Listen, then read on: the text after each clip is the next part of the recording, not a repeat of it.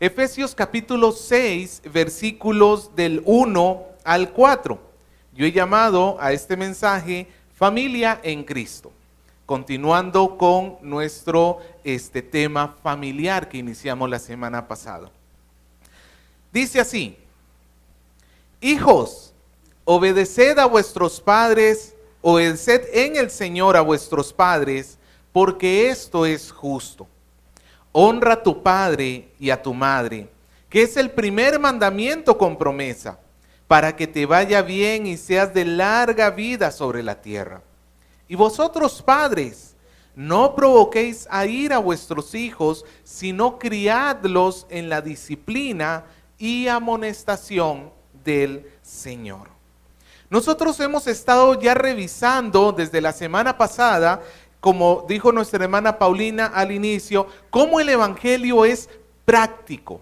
Tiene que llegar a nuestra vida cotidiana y en esta practicidad, en esta vivencia del evangelio, tiene que llegar hasta la profundidad misma de nuestro ser, hasta nuestras relaciones más básicas y más íntimas. En este caso, la semana pasada vimos cómo el ser cristiano afecta la forma como nos relacionamos entre esposo y esposa. Y hoy vamos a ver cómo el cristianismo debe afectar las relaciones que tienen padres e hijos. Y cuando digo padres e hijos, no me refiero solamente a los de sexo masculino. Estoy hablando de padres, papá, mamá, hijos, hijo e hija, por supuesto. Así que, hermanos, esta semana vamos a estar estudiando esto y la próxima semana nos vamos a dedicar a revisar lo que el Señor espera que suceda con un cristiano en su ambiente laboral. Pero entonces, ¿cómo es una familia cristiana? Hoy tenemos estos 4 versículos que nos enseña cómo se debe relacionar hijo con padre y padre con hijo. Comencemos con nuestro primer punto. Los hijos muestran su amor a Dios al obedecer a sus padres. Los hijos muestran su amor a Dios al obedecer a sus padres. Lo tenemos ahí en los primeros 3 versículos. Hijos, obedeced en el Señor a vuestros padres, porque esto es justo. Lo primero que nosotros notamos cuando leemos esta carta es que Pablo está esperando que hayan niños dentro de la congregación. Si se da cuenta, Pablo no dice: padres, avísenle a los hijos que se quedaron en la casa que les deben obedecer. No, Pablo está esperando que cuando la carta se lea, llegue directamente a oídos ¿de quién? De los hijos. Él espera que ellos estén presentes en la iglesia cuando la carta se lea. Hoy en día tenemos personas que nos dicen: hay que dejar que el niño crezca sin religión alguna, para que cuando llegue a los 18 años, él decida. El problema cuando se tiene este tipo de pensamiento es que no se está apreciando que el ser humano de por sí nunca crece sin algún tipo de religión. Aunque tú prefieras a tu hijo o conozcas a alguna persona que no quiere llevar a la iglesia a su hijo, eso no significa que no aprenda una religión. Seguramente va a aprender por lo menos la religión del secularismo, donde se piensa que este mundo es todo lo que existe y todo lo que importa. No existe un mundo espiritual, no existe algo más allá. Con la muerte se termina todo, piensa. Y son personas que crecen solamente pensando en los placeres de esta vida. Si tú no instruyes a tus hijos en la palabra de Dios, créeme que ellos van a ser introducidos por la misma sociedad en que vivimos en el secularismo. Ellos van a vivir de esta manera. Nosotros, hermanos, tenemos que saber que los niños forman parte del pacto de Dios. Dios espera que los padres sean los que introduzcan a sus hijos en la palabra desde tempranas edades. ¿Qué tan temprano, pastor? Tráelo desde que está en el vientre de tu madre, en el vientre de su madre. Tráelo desde chiquito. Nunca es tarde. Y si tú has estado descuidando esta función, comienza desde ahora. Ahora, niños que están acá, jóvenes y adolescentes que están acá, quiero explicarles el principio que yace detrás de esta instrucción, porque yo sé que de repente para algunos de ustedes les cae quaker, dijo alguien, les cae pesado escuchar tal instrucción como obedece a tu padre, obedece a tu madre. ¿Por qué hay que hacerlo? El principio general, amado hermanito, hermanita que está acá, es que Dios en su gracia ha provisto para cada niño una figura de autoridad sobre él. Ya sean su papá y su mamá, o ya sea alguno de los dos, de repente no vives con tu papá o no vives con tu mamá, o ya sea que vives con tus abuelitos, o ya sea que quien te está criando es tu tía, tu tío o algún otro familiar. La cuestión es que no estás solo. Dios no te ha dejado solo. Dios ha provisto una persona para tu protección, para tu guía y para tu cuidado. Ellos tienen más conocimiento que tú, tienen más experiencia que tú. Y quizás tú consideres que tus papás tienen muchos defectos, que es lo que hacemos todos los hijos, ¿sí o no? Le encontramos numerosos defectos a nuestros padres, pero créeme, amado hermano que estás acá, tú estás mucho mejor bajo el cuidado de tu papá y de tu mamá, con todos los defectos que pudieran tener. Estás mucho mejor bajo su cuidado que a estar creciendo solo en el mundo. Hay niños que crecen abandonados literalmente por toda su familia, y ellos sufren mucho más allá de lo que tú puedes imaginar. Así que si tú crees que tu vida no es tan feliz como quisiera ser, déjame decirte que es un paraíso y es algo muy bueno que tú no estás apreciando y que tú no estás viendo en comparación con la vida de los niños que crecen verdaderamente solos. Estos niños abandonados usualmente terminan muertos a muy tempranas edades.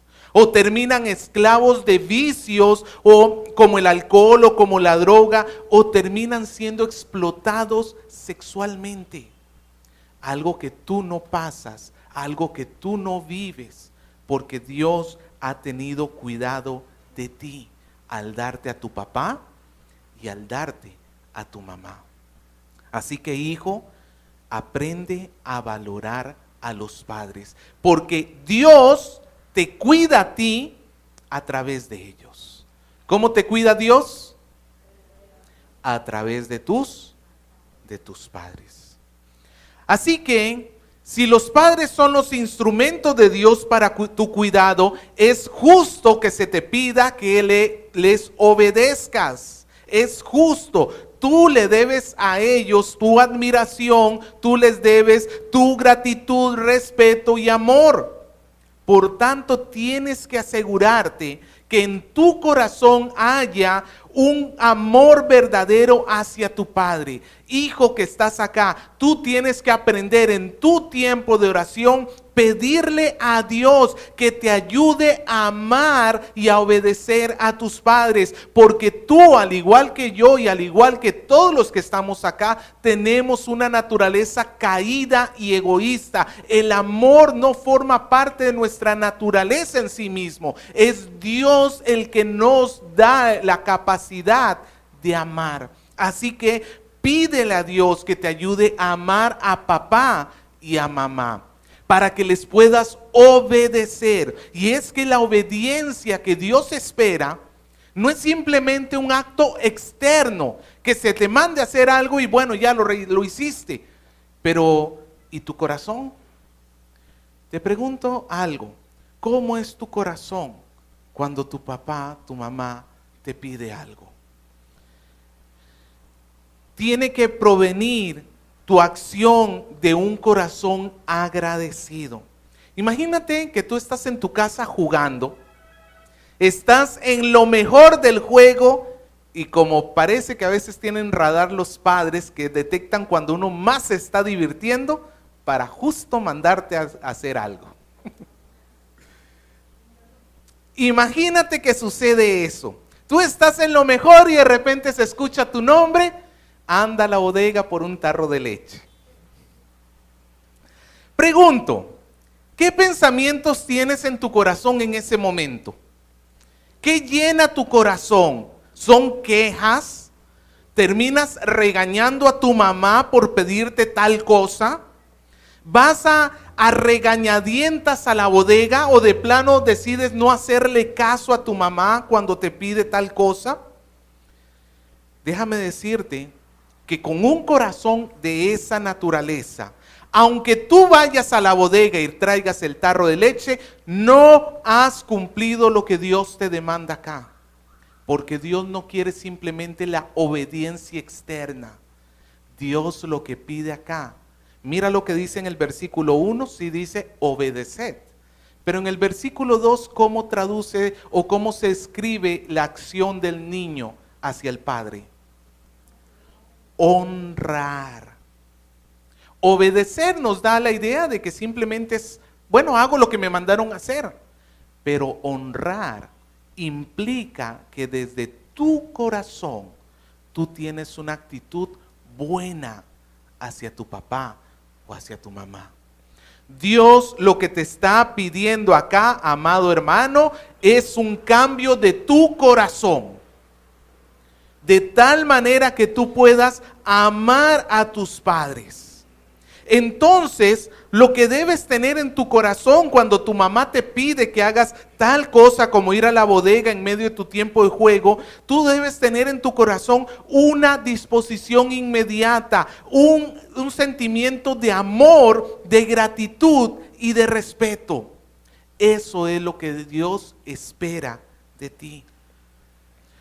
Ahora, me ha tocado conversar con niños y muchas veces el niño tiene también una queja hacia el papá y esta queja a veces es bien fundada, dice, pero es que mi mamá, mi papá me maltrata, me trata mal. Hijo, ¿qué hacer si tus papás te están tratando injustamente?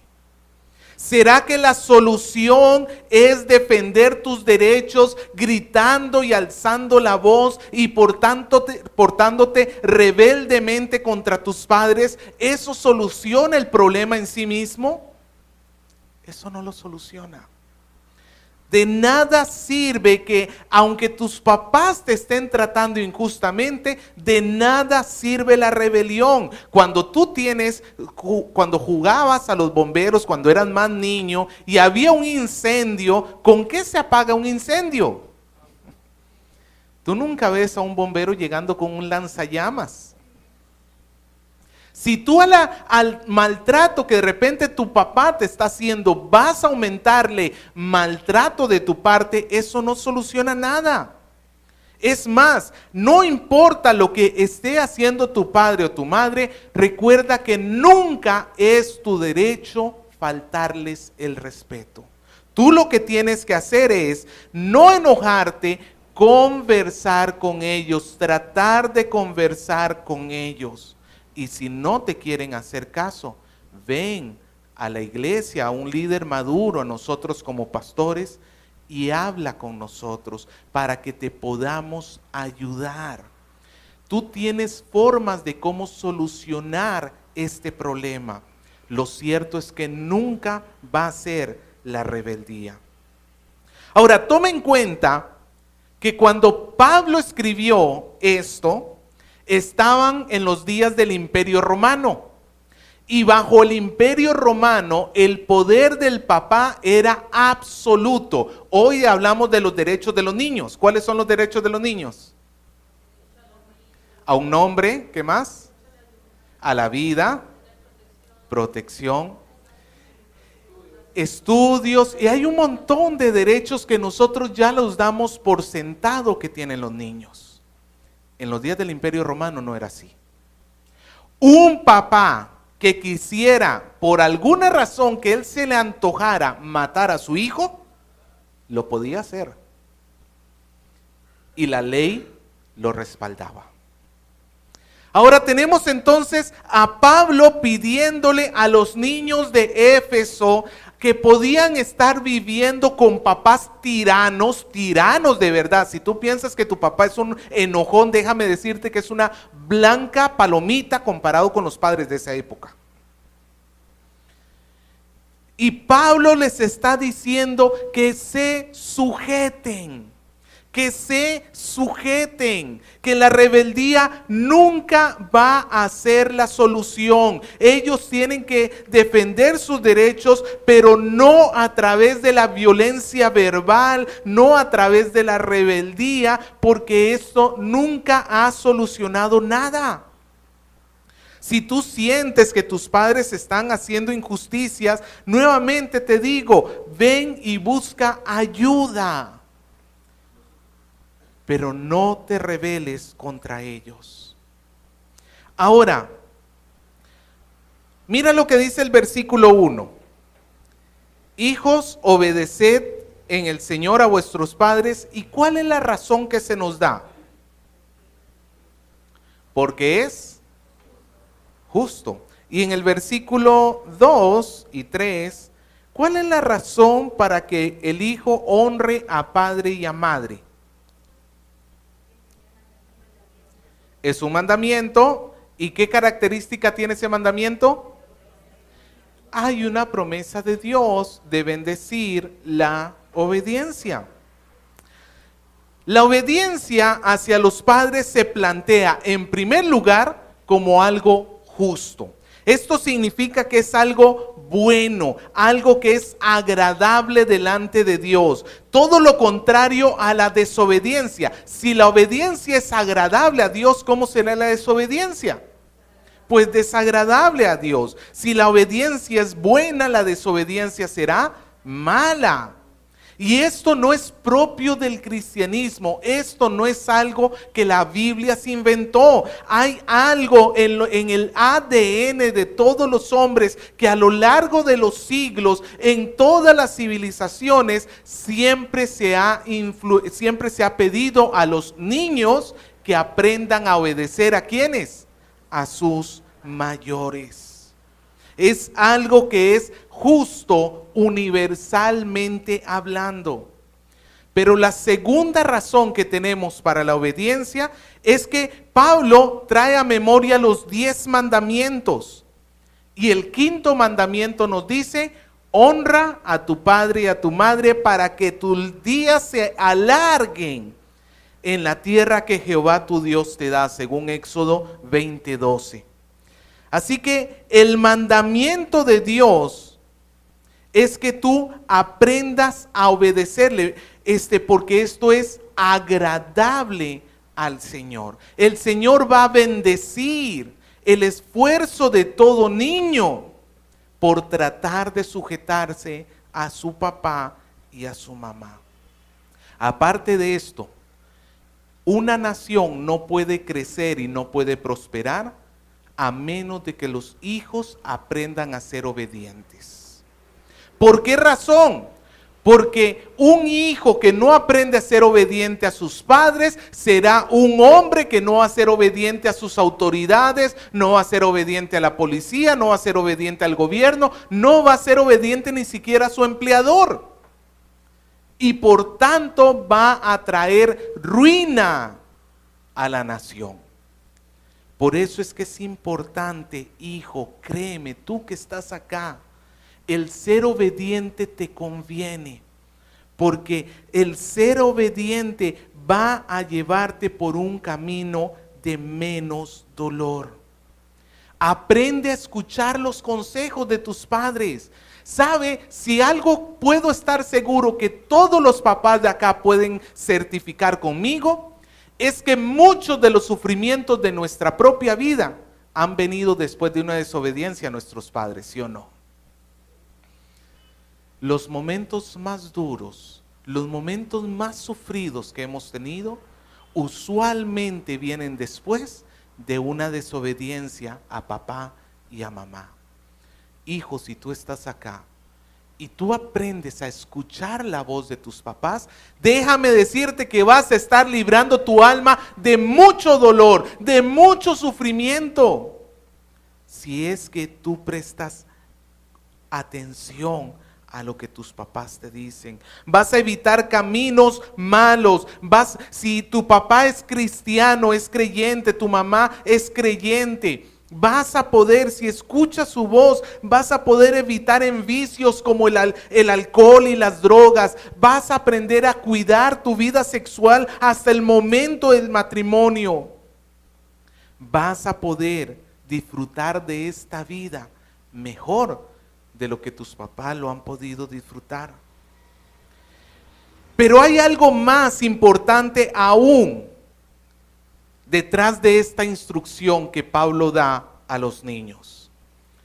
Pablo no quiere simplemente que los niños obedezcan a sus padres. Pablo lo que nos quiere demostrar acá o nos quiere reflejar es que un amor, una persona, un niño que ama a sus padres está demostrando que verdaderamente ama a Dios. Desde que yo era niño, a mí me llevaban a la escuelita dominical, chiquito. Yo habré aceptado al Señor, creo que alguna vez les he comentado esto, unas 20 veces en toda mi vida, y si no era 20 veces al año. Porque al final de la oración de fe me daban una paletita. Pero cuando llegaba el momento y me mandaban a hacer algo o yo tenía que obedecer un consejo, yo rechazaba el consejo de mis papás. Yo prefería hacer lo que me daba la gana a mí que hacer lo que Dios me pedía que hiciera. ¿Qué demostraba eso sobre mi propio corazón? Que amaba a Cristo de verdad. Que todas esas veces que yo le dije a Dios, Dios, yo te entrego mi vida, Dios, yo te amo, ¿eran verdad? No. Déjame decirte que un termómetro que tú tienes para saber si de verdad eres cristiano es tu actitud hacia tus papás. Ahora, con esto no quiero decir que tu obediencia va a ser, nunca vas a tener la oportunidad de fallar. Hasta el niño más cristiano va a fallar en su obediencia a sus padres. Pero esa desobediencia le va a doler en el corazón. Y se va a esforzar, va a pedirle perdón a Dios y se va a esforzar por ser un mejor hijo la próxima vez. No significa, amado hermanito que estás acá, que tu obediencia va a ser perfecta de la noche a la mañana. Pero si tú amas a Dios, te vas a esforzar por cada día serle más obediente. En cambio, si tú desobedeces continuamente, si tú constantemente estás guardando enojo, rencor hacia tus papás, si tú continuamente te estás quejando de tus papás, es mejor que no te convenzas a ti mismo que eres cristiano. Es mejor que aceptes y seas realista que el amor de Dios no está en tu corazón. Tienes que darte cuenta que estás en rebeldía, no solamente a tus papás, estás en rebeldía abierta a Dios y su palabra. Y por tanto tienes que darte cuenta que eres un pecador delante de Él y que vas a ser juzgado junto con todos los hombres pecadores, no solamente por tus acciones y palabras rebeldes, sino también por tu corazón que ha guardado resentimiento y murmuración contra tus papás. Y tú vas a recibir el castigo eterno a menos que vengas a Cristo el día de hoy y le pidas perdón a Dios por haber sido rebelde, por haberte rebelado contra Él y contra su palabra. Y la muestra de esa rebeldía ha sido tu rebeldía hacia tus papás. Solamente Cristo puede perdonarte. Solamente Cristo puede darte un nuevo corazón de tal manera que ya la rebeldía no forme parte de tu propia vida. Solamente Cristo. Hijo que estás acá, déjame decirte, Tú necesitas a Cristo. Es más, Cristo se va a volver tu modelo. Él es el Hijo de Dios. Pero ¿cómo se comportó Él hacia su Padre? En una obediencia perfecta. Él se va a volver tu modelo a seguir. Si tú amas a Dios, hijo que estás acá, esfuérzate por obedecer a tus padres. Esfuérzate. Yo sé que es un camino difícil, pero a final de cuentas es lo que le agrada a tu Señor. Ahora pasemos a los padres. Los padres demuestran su amor al criar en el Señor a sus hijos. Versículo 4. Dice, y vosotros padres, no provoquéis a ira a vuestros hijos, sino criadlos en disciplina y amonestación del Señor. La instrucción hacia los padres puede sonar más corta. Nada más es un versículo contra 3, pero requiere mucho más esfuerzo del que tenemos simplemente a la vista. Ahora, en el versículo 4, ¿a quién va dirigida esta instrucción? A los padres, y al parecer fuera en el versículo 1 también tenemos la palabra padres, ¿no es cierto? Hijos, obedeced a vuestros padres. Pero en griego se utilizan dos palabras diferentes en el versículo 1 y en el versículo 4. En el versículo 1 está refiriéndose a los progenitores, o sea, a papá y a mamá. Pero en el versículo 4, Pablo se está dirigiendo especialmente a los papás. Ahora, obviamente esto es aplicado también a mamá, por supuesto. Pero creo que el apóstol tiene que hablarle específicamente a los varones de la iglesia por dos razones. En primer lugar, porque ¿quién es la cabeza de la casa? El papá. Y él tiene que estar consciente que él es el primero responsable en cuanto a la crianza de sus hijos. Pero en segundo lugar, el papá, más que la mamá, muchas veces es el que se comporta más rudo hacia sus propios hijos.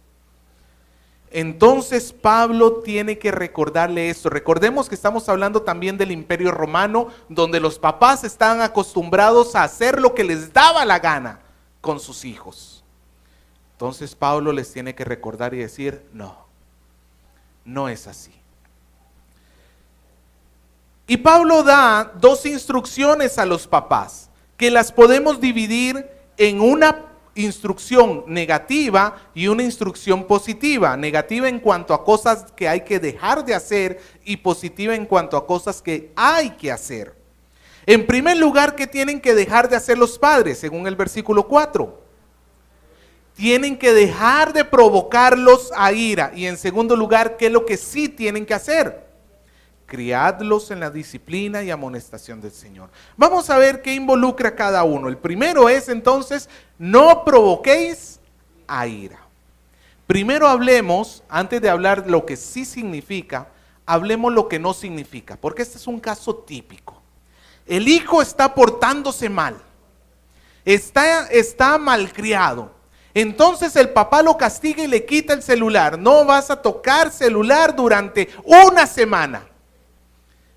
Y el hijo, como tiene mucha sabiduría de lo alto, le dice, papá, estás provocándome a ira, porque me has quitado mi celular. No significa que tú no puedas hacer nada que vaya a resultar en un enojo de tus hijos, porque ciertamente cada vez que los tengas que disciplinar, ¿a cuántos de ustedes sus hijos les agradecen por la disciplina? ¿A cuántos de ustedes les hacen fiesta? Ahí viene mi papá para disciplinarme. Obviamente a ninguno. Hebreos nos dice que la disciplina no es motivo de gozo inicialmente. A la postre produce fruto.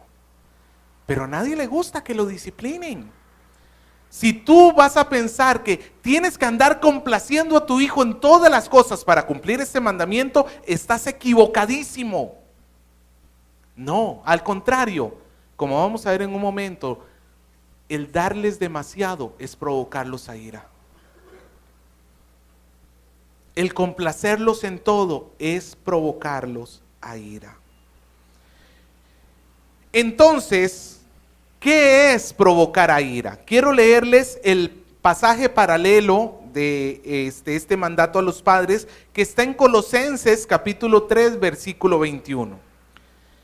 El Señor dice: padres, no exasperéis a vuestros hijos para que no se desalienten. Provocar a ira entonces tiene que ver con actitudes o acciones que van a llegar a desesperar a tu hijo para caer en desaliento. William Hendrickson en su comentario a Efesios menciona 6 cosas que hacen los padres que terminan provocando a ira a sus hijos. Y yo voy a decirles cuáles son estas 6 cosas. En primer lugar, él dice: el exceso de protección. ¿Cuál es la función de los papás? Proteger, claro que sí. Pero cuando hay un exceso de protección hacia tu hijo, cuando tú andas como a tu hijo poniéndole una burbujita todo el tiempo, no toques esto, no hagas esto, no aquí, no te subas, no allá. Hermano, el hijo necesita cierta independencia, necesita saber qué es capaz de hacer, saber cuáles son los límites de su capacidad. El niño necesita esto porque necesita desarrollarse moral y espiritualmente. El niño necesita desarrollarse, y con un padre que constantemente está encerrando a su hijo, lo que le provoca es frustración. Sobre todo cuando el niño comienza a compararse con otros niños. Que sus padres sí lo dejan ir al parque, pero él no, porque Dios guarde, no vaya a ser que hayan microbios en el pasamanos y luego se enferma. No, hermano, no. El exceso de protección causa ira. El favoritismo también es otra razón.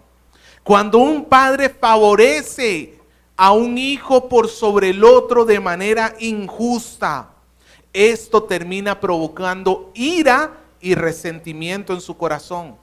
Tenemos un caso muy específico de esto en la Biblia. ¿Qué familia vivió favoritismo? ¿Quién? Exactamente. Isaac y Rebeca, papá y mamá. Isaac favorecía a Esaú y Rebeca favorecía a Jacob. ¿Cómo terminó esa familia? Dividida.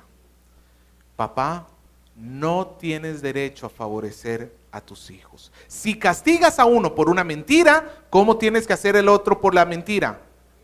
Castigarlo igual. Igual. Y esto, hermanos, muchas veces a los niños menores vamos siendo más indulgentes que con los mayores. Si bien es cierto, el niño mayor tiene un mayor entendimiento, pero no puede ser que le pases por alto las mentiras al menor. Es cierto, tienes que tratarlo en cierta forma diferente.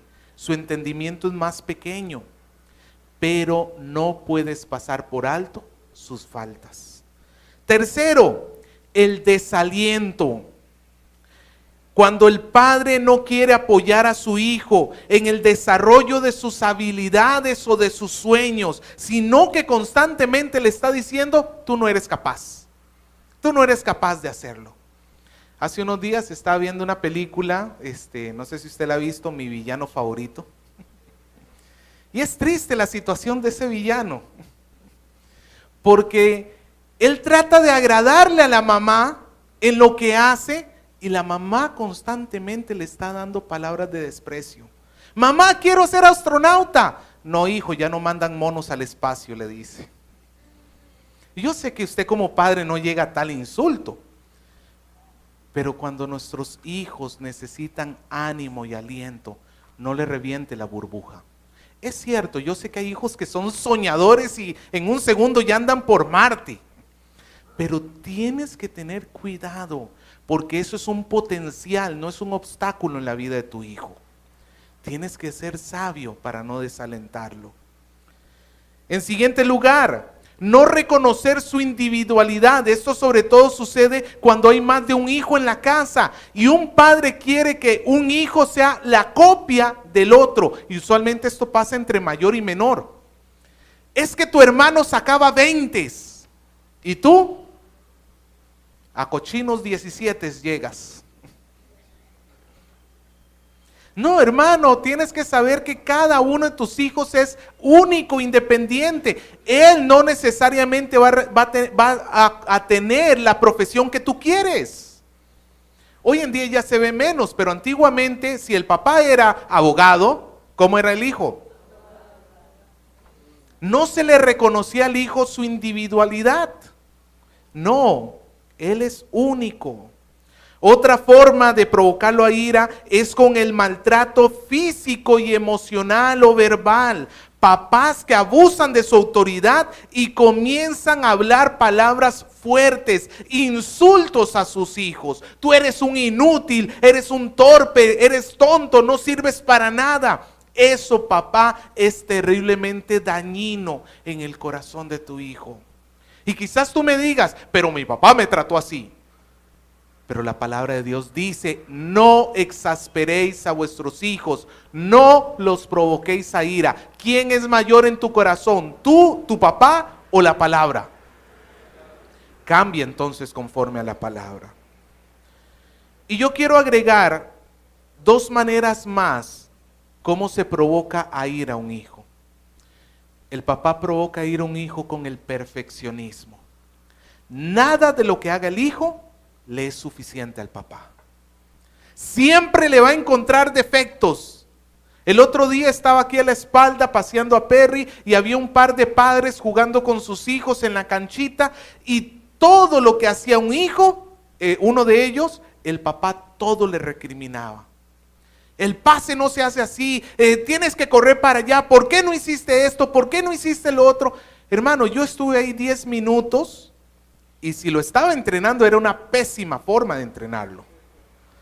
Porque apuntarle a un niño todo lo malo que hace, eso no en sí mismo no produce ningún cambio para bien.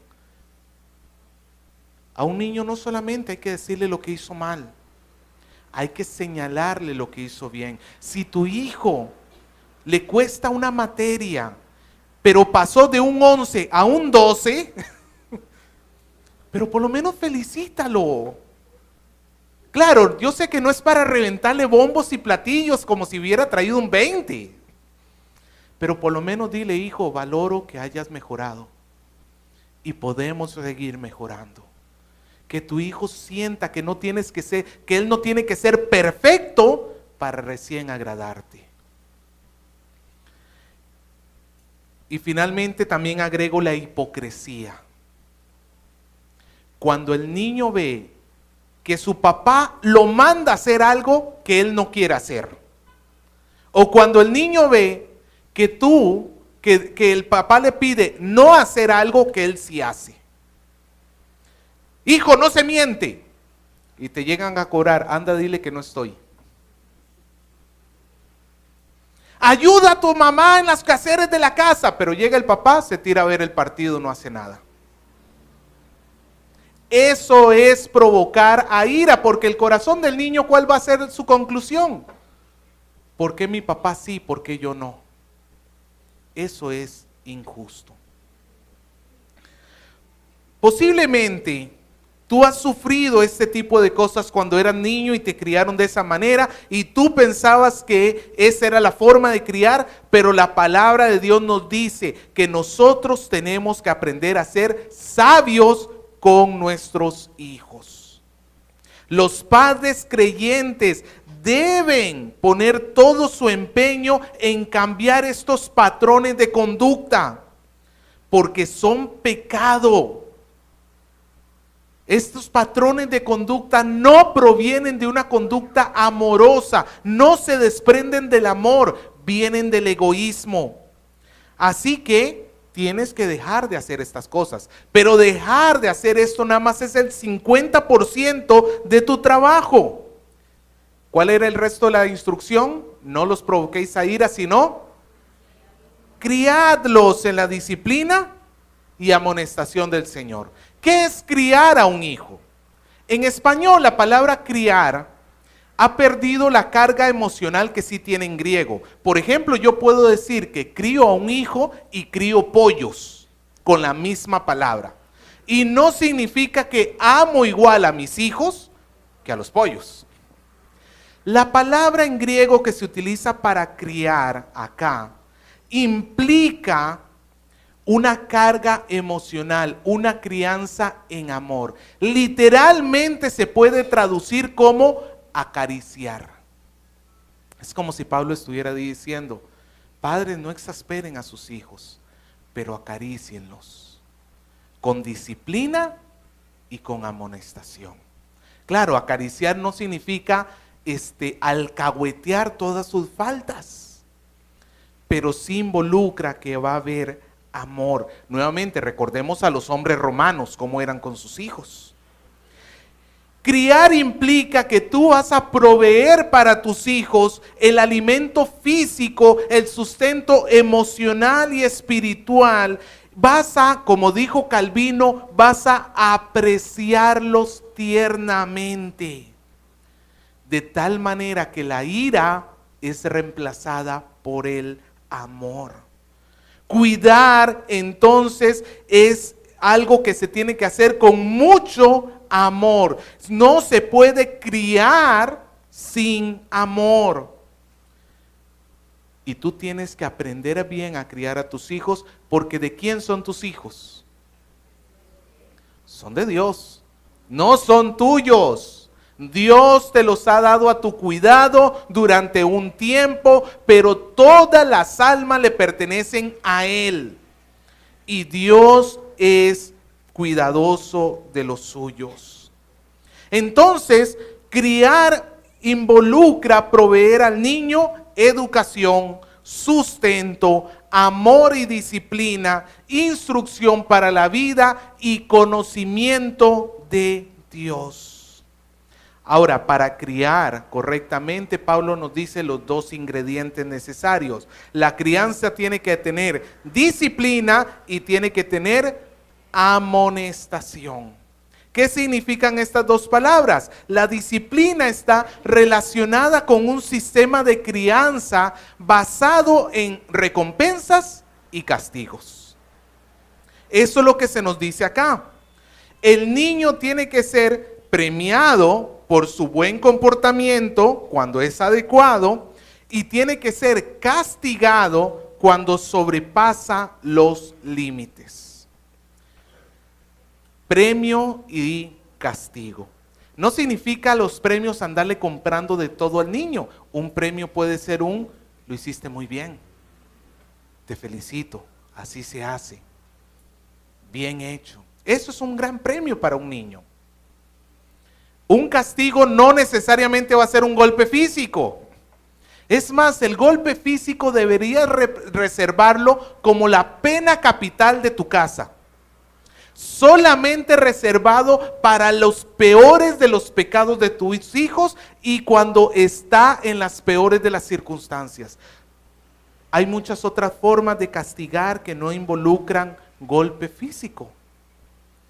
Déjalo sin televisión, aunque ahora los niños ven televisión, ya prácticamente creo que no. Apágales el wifi. Te aseguro que van a llorar como no tienes idea. Quítales el celular. ¿Ah? Prohibirles salir con amigos. Hay muchas formas. Pero hay algo que tienes que saber, papá. Para poder criar bien a un hijo, no vale solamente con darle una vez una instrucción. Es más, el modelo es nuestro Dios. ¿Cuántas veces Dios nos repite las instrucciones en su palabra? ¿Una sola vez? La Biblia está llena. Una instrucción se repite una y otra y otra y otra. ¿Por qué crees que es así? Porque como seres humanos o no la entendemos de buenas a primeras o de repente se nos olvidó. No necesariamente la desobediencia de tus hijos es una rebeldía abierta. Puede ser que se le haya olvidado la instrucción. Por eso tienes que estarle repitiendo y repitiendo y repitiendo. La disciplina, por tanto, tampoco es simplemente agresión. Cuando haya que castigar, pues le pego y punto, y me desquito toda mi ira y mi frustración con mi hijo. No, eso no es lo que nos dice la Biblia acá. Recuerda que en la ira del hombre no obra la justicia de Dios. Un papá que le pega airado a su hijo no está corrigiendo nada. El golpe físico, de ser necesario, tiene que ser luego de haber hablado con tu hijo, enseñado lo que estaba mal, mostrado qué era lo que tiene que hacer, y finalmente tiene que venir el castigo. Nunca es en un arranque de ira. Tanto las recompensas como los castigos también tienen que ser proporcionales al hecho en sí, como estábamos diciendo. Si hace bien algo muy grande, pues dale una recompensa proporcionalmente grande. Si hace un bien chiquito, pues dale una recompensa chiquita. Lo mismo con el castigo. Si hace algo malo chiquito, pues que el castigo sea en esa proporción. Si metió ya las 4 patas, ya entonces que su castigo sea más grande. Entonces la disciplina tiene que ver con lo que se hace con el muchacho. Ahora la otra es la amonestación, que tiene que ver con lo que se le dice al muchacho. La palabra amonestación nos suena a regaño, ¿cierto? Pero no involucra regaños solamente. Sí hay regaños, pero también hay consejos, hay enseñanzas, hay advertencias, hay palabras de aliento, hay instrucción. Tiene que ver con la comunicación entre padre e hijo. Tiene que haber una muy buena comunicación. Papá, tú tienes que generar canales de comunicación con tus hijos. Y cuando los hijos están chiquitos, hasta antes de los 10 años, es relativamente fácil esto. Porque casi todo el universo del hijo, ¿quién es? Los papás. Pero a partir como de los 10 años ya comienzan a tener amiguitos, ya comienzan a caminar más independientes, y tú te vas a tener que esforzar más por hablar con tu hijo. Hay papás que dicen, yo no hablo con mi hijo porque él no habla conmigo. Pero es que el responsable eres tú, no tu hijo. Tú tienes que ir a buscarlo, tú tienes que hablar con él. Y entre más crezca, 13, 14, 15, 16, 17 años, más te vas a tener que esforzar por mantener comunicación con tu hijo. Pero recuerda, es la única forma. Es la única forma. Recuerda que el Señor nos pide que esta disciplina y amonestación sea en el Señor. ¿Qué significa esta frase? El Señor espera que nuestra labor sea tan buena que Él pueda poner su sello de aprobación en tu labor como papá. Yo te hago una pregunta, papá. Ahora que vas ahora no te puedo asegurar que ahorita vas a ir al cielo.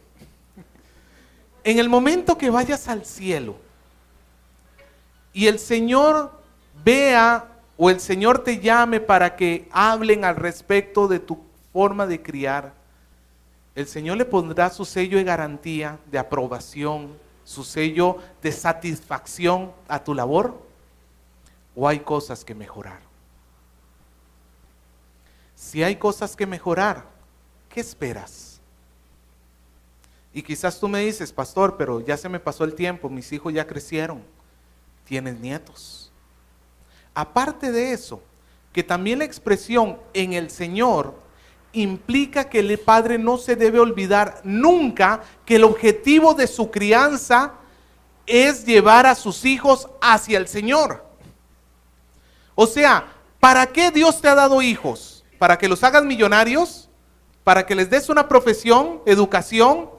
Es cierto, esos son medios que tenemos, pero el objetivo final siempre va a ser que conozcan al Señor y sean cada día más parecidos al Señor.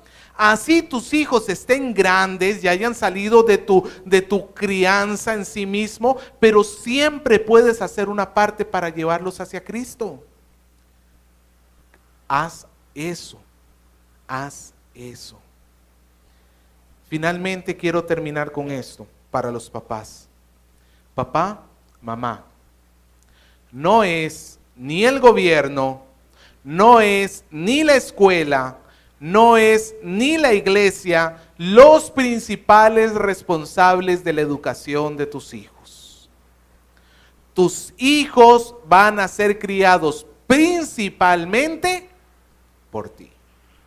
Hay papás que lo que les encanta es tener hijos y decirles, ¿sabes qué gobierno? Críamelo. ¿Sabes qué escuela? Críamelo. Contratan a una niñera, ¿sabes qué niñera? Críamelo. Y a la iglesia, ¿sabes qué iglesia? Críamelo, porque yo no me quiero hacer responsable. No.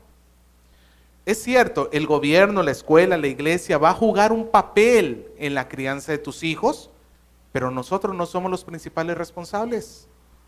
¿Quién es? Tu papá, tu mamá. Si tú aprendes a criar a tus hijos, vas a estar demostrando que amas a Dios. Esfuérzate. Yo sé, hermano, que tú amas a tus hijos. Pero amarlos y criarlos bien son dos cosas muy diferentes. Tienes que aprender a criarlos bien por amor a Dios. Demuestra que amas a Dios criando bien a los tuyos. Así que, hermanos, ¿cómo es la familia cristiana? ¿Cómo es la relación entre hijos y padres? Hijos, ¿qué le deben ustedes a sus padres? Todos los papás contestaron. A ver, los hijos. Hijitos, ¿qué deben hacer ustedes con sus papitos y mamitas? Vamos, hijos. Obedecer. Si tú obedeces a papá y mamá, estás mostrando que amas a Cristo. Si tú vives para desobedecerle, es mejor que le pidas perdón hoy. Y papá y mamá que estás acá, ¿cómo demuestras tú tu amor a Cristo? Criando bien a tus hijos. Recuerda, no provocarlos a ira, sino en disciplina y amonestación del Señor.